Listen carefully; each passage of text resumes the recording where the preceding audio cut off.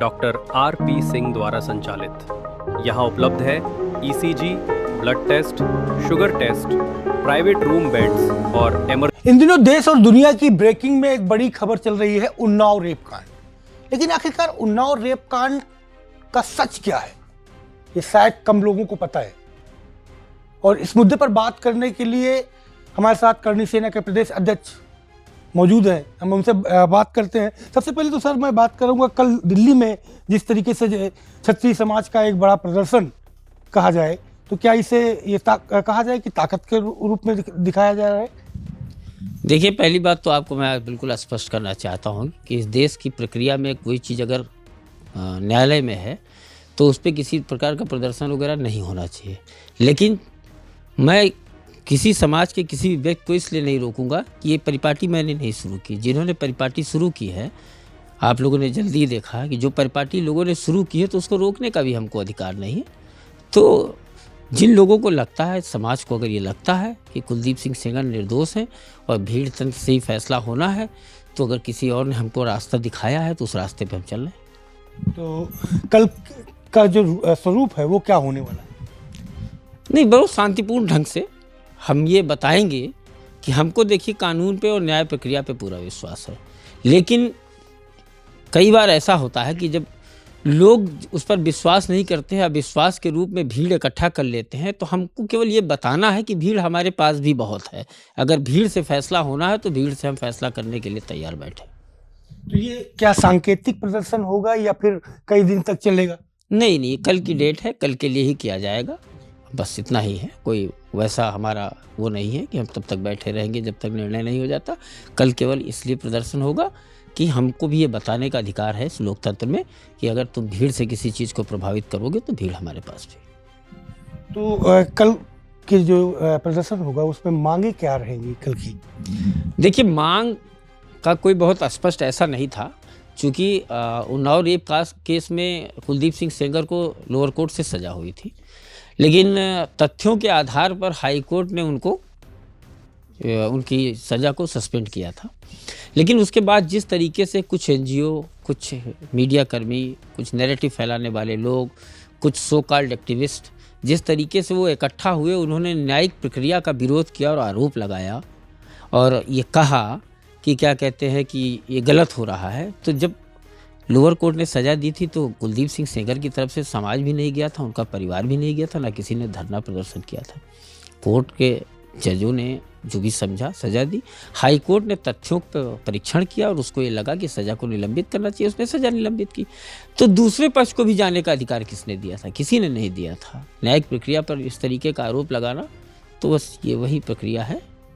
अब आते हैं, उन्नाव रेप कांड क्या है आखिरकार? ये कैसी, क्या कोई साजिश है विपक्ष की या फिर कोई और सी बात, जो क्योंकि आपके पारिवारिक संबंध भी हैं उस परिवार से? देखिए, आपको स्पष्ट बता दूं, एक बहुत अच्छा कथन कहा गया है, जब किसी की बराबरी ना कर पाओ तो उसके चरित्र पर उंगली उठा दो। तो सबसे बड़ी बात यह है कि कुलदीप सिंह सेंगर जी 4 अलग अलग विधानसभाओं से 4 अलग अलग बार विधायक रहे। तो उन्नाव की जनता में उनका क्या क्रेज था या क्या उनका सम्मान था, वह इसी से पता लगता है। और रेप के मामले में जिस तरीके से 2.5 महीने बाद रेप हुआ होगा, मेरी संवेदनाएं हैं, अगर ऐसा हुआ है तो न्याय मिलना चाहिए। लेकिन यदि कोई आदमी उसमें इन्वॉल्व नहीं था तो उसके चारित्रिक हनन करने के लिए जिस तरीके से 2.5 महीने बाद उस व्यक्ति का नाम जोड़ा गया है, तो मैं तो कुलदीप सिंह सेंगर को निर्दोष मानता हूँ। साजिश किसकी मानते हैं? देखिए, साजिशों में तो समर्थन होना, विरोध होना, दोनों पक्ष होते हैं। तो आप ये मान लीजिए, मैं एग्जैक्टली तो किसी का नाम नहीं ले सकता हूँ, क्योंकि कोई भी चीज़ बगैर तथ्यों के नहीं कहनी चाहिए। लेकिन साजिश किसी न किसी की तो है ही है, और वो लोग जानते भी हैं। और जिस नैरेटिव का शिकार पीड़िता के परिवार वाले हो रहे हैं और जो नैरेटिव बनाया जा रहा है वो उचित नहीं है। और साजिशें तो विपक्ष भी कर सकता है, सत्ता पक्ष में भी कुछ लोग कर सकते हैं। तो साजिश का तो ये है कि साजिश जो नहीं पसंद करते रहे होंगे वो साजिश का हिस्सा होंगे। क्या उन्नाव रेप केस कांड के माध्यम से मुख्यमंत्री को घेरने का या टारगेट करने का प्रयास भी चल रहा है? देखिए, ये प्रयास तो लगातार पिछले 8 वर्षों से चल रहा है, जब से योगी आदित्यनाथ जी मुख्यमंत्री हैं। और आपने अभी देखा, हमारे समाज को विशेष रूप से टारगेट किया जा रहा है। अभी कुछ दिन पहले कोडीन कफ सिरप का ही मामला ले लीजिए, जबकि कोडीन कफ सिरप से कोई मरा नहीं, लेकिन उसमें नाम घसीट लिया गया पूर्व सांसद जी का। उसके पहले कुश्ती संघ के मैटर को ब्रजभूषण सिंह का नाम घसीट लिया गया पूरे। तो ये टारगेट तो तब से चला जब से योगी जी मुख्यमंत्री बने हुए, लगातार टारगेट चल रहा है और बहुत ही बार बार, लेकिन उनका साजिशों का हमेशा पर्दाफाश हो जाता है। लोग सफल नहीं हो रहे, लेकिन लोगों का प्रयास तो है ही है। अभी कुछ दिन पहले ब्रजभूषण शरण का भी बयान आया था, उन्होंने कहा कि ये राजनीतिक बड़ी साजिश है, जैसे मेरे साथ हुई, तो उनको भी लक्षित किया गया पीड़ित परिवार को। हाँ, मैं पीड़ित परिवार हमको भी कर सकता है, सबका अधिकार सुरक्षित है। उन्होंने ब्रजभूषण सिंह पे आरोप लगाया, मैं कहता हूँ कुलदीप सिंह सेंगर निर्दोष है, मेरे ऊपर भी लगा दें। ये तो स्वतंत्र है, लोकतंत्र में स्वतंत्रता का अधिकार है, व्यक्ति का आधार है।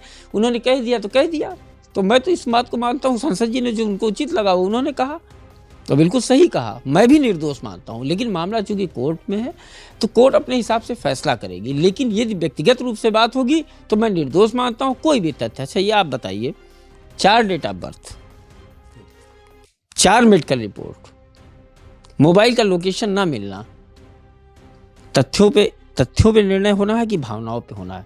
जन भावनाओं से कोर्टें निर्णय करेंगी लोकतंत्र में कि तथ्यों का पुनरीक्षण करके निर्णय करेंगी?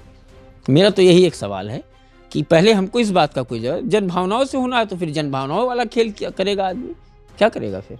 अगर ये साजिश है, सरकार बीजेपी की थी, एमएलए बीजेपी के थे, तो क्या ये साजिश उस समय सरकार समझ नहीं पाई या पार्टी नहीं समझ पाई? देखिए, विपक्ष तो इस समय आरोप लगा रहा है कि 2027 के लिए उनको छोड़ा जा रहा था, लेकिन जब से वो जेल में, उसके बाद 2022 का भी विधानसभा चुनाव हो चुका और 2024 का लोकसभा चुनाव हो चुका।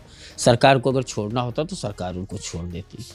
अब बाकी रही बात इसमें कि आपने अभी साजिश के लिए पूछा था, तो पीड़िता की माँ 2022 में कांग्रेस उम्मीदवार रही और एक ही जगह के रहने वाले 2 परिवार, अगल बगल पटीदारी के लोग थे, आपस में दुश्मनी थी। तो ऐसे में आज उन्नाव और माखी की जनता, उन्नाव की जनता और मेरे जैसे बहुत से लोग जो कि निर्दोष मानते हैं और ये कहते हैं कुलदीप सिंह सेंगर निर्दोष है। आपने तमाम विजुअल, तमाम वीडियो देखे होंगे, माखी की जनता रो रो के कह रही। कल तो मैंने एक लड़की का वीडियो देखा, उसने कहा अगर उनको फांसी देनी तो हमको भी फांसी दे दी जाए। मैंने किसी बुजुर्ग आदमी का देखा, वो रोने लगा कहते हुए कि मेरे क्लास फेलो थे, वो ऐसा कभी कर ही नहीं सकते हैं। तो लोकतंत्र में जनता को, जैसे जनादेश का जनता को अधिकार है, वैसे अगर लोकतंत्र की में तो जनता, उन्नाव की जनता तो कह रही निर्दोष है, तो हमको यही मान लेना चाहिए। जब निर्दोष मान रहे हैं, इधर साक्षी महाराज का भी एक बयान आपने सुना होगा। जी बिल्कुल, बिल्कुल निर्दोष, उन्होंने भी कहा कि गलत हो रहा है। तो माखी, आखिरकार ये माखी की कहानी देश दुनिया की हेडलाइन कैसे बन रही है? इसके पीछे का देखिए, मैं आपको बताऊं, ये हेडलाइन ना बनती।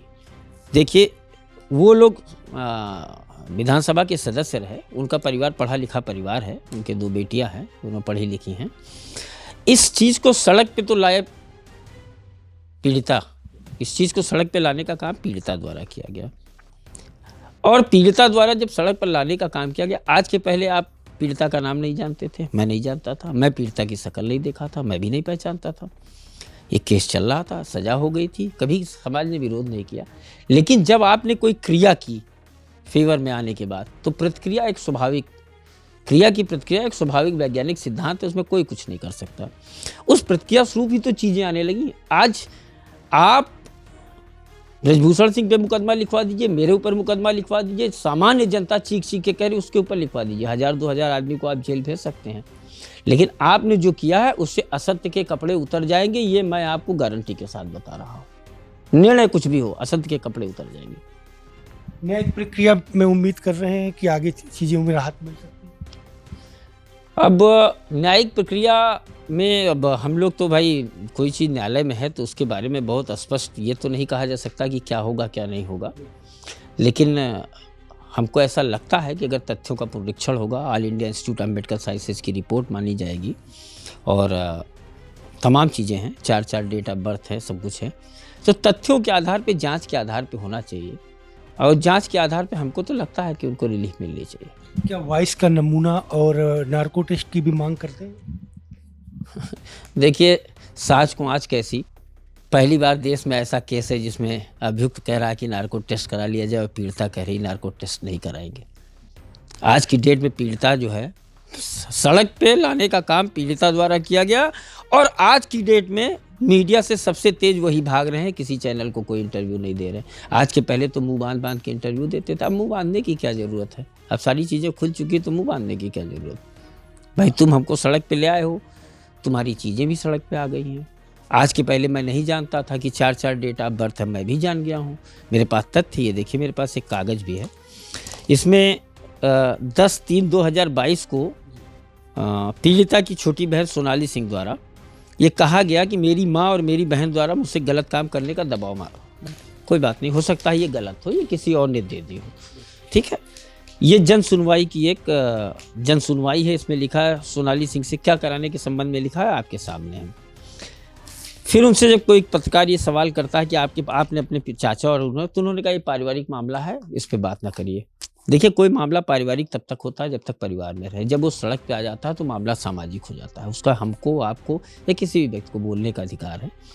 तो चूंकि मामले को इतना ज़्यादा हाईलाइट किया गया है, तथ्य सामने हैं, तो हमको ये लगता है कि तथ्यों के आधार पर विचारण करके ही न्यायालय फैसला देगी। बाकी न्यायालय न्यायालय है, हम न्यायालय का सम्मान करते हैं। हम लोगों ने कभी न्यायालय का कोई विरोध नहीं किया है, लेकिन हमको विरोध करने के लिए मजबूर किया जा रहा है। बहुत शुक्रिया हमसे बात करने के लिए। तो आपने सुना करणी सेना के प्रदेश अध्यक्ष, जिन्होंने बेबाकी से अपने पूरे उन्नाव रेप का केस कांड का एक एक सच, एक एक पहलू आपके सामने रखा है।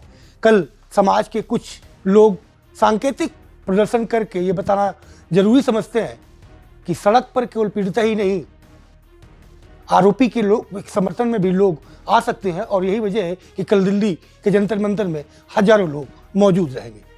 कैमरा पर्सन निखिल वाजपेयी के साथ Sanjay Pratap Singh Chauhan, live news X, Lucknow.